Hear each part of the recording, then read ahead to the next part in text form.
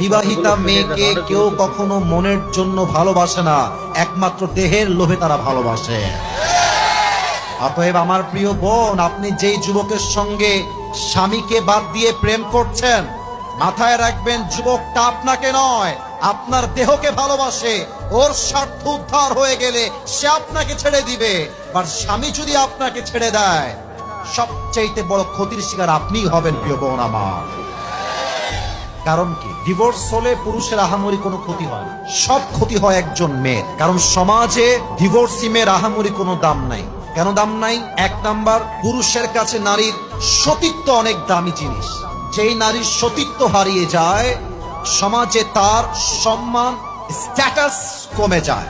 Number two, যখন কোনো মেয়ের বিয়ের পরে ডিভোর্স হয়ে যায়, সমাজের 80% অফ পিপল মনে করে এই মেয়েটা হয়তো বা ভালো মেয়ে নয়। যদি ভালো মেয়ে হয় ডিভোর্স হলো কেন? মানুষ তার দিকে আঙ্গুল তুলে চোখ